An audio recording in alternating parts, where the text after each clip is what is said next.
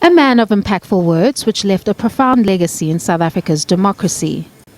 Activist and poet of note, Benjamin Johnson Langa. The son of a religious minister and a housewife intensely involved in the church, as well as brother to 7 siblings, including prominent human rights lawyer who would later become Chief Justice Pius Langa, South African diplomat Bheki Langa, as well as writer and poet Mandla Langa. The siblings were raised in a home which valued and emphasized education. There were books in the house that, for instance, my mother would warn, especially Ben, who seemed to have quite a penchant for having access to all this literature. Not to throw them away, but to find aware of what was going on inside the country.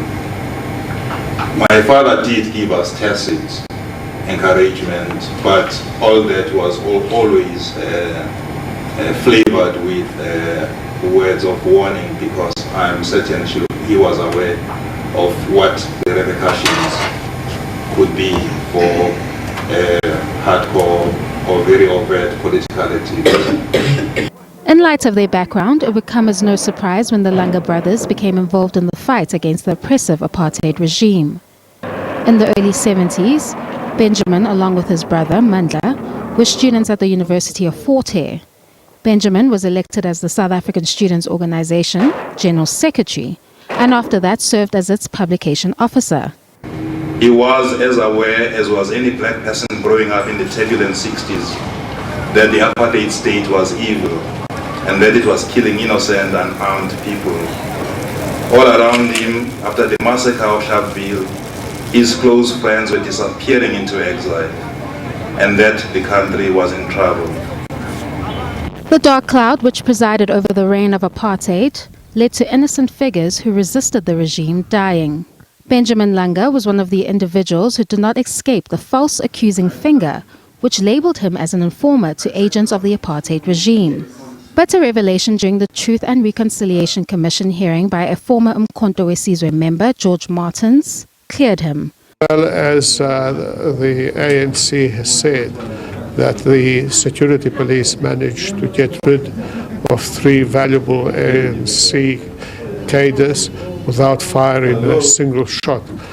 They got the 2 young people to kill Ben Langa, and then tried them, convicted them, and executed them for that.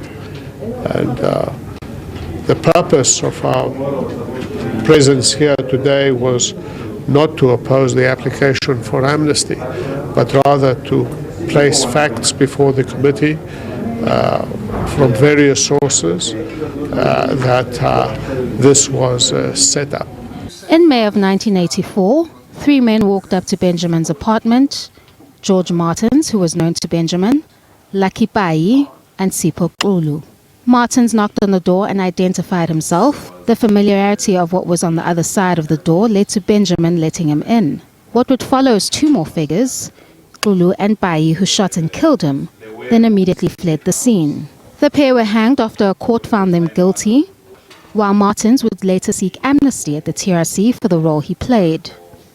He testified that Pai and Xulu told him that a so-called Rolf, their commander, had given them an instruction to kill Benjamin, alleging that he had sold out his comrades. Don't bring Comrade Bench back, but nonetheless, I'm sorry for that particular incident. If we knew better,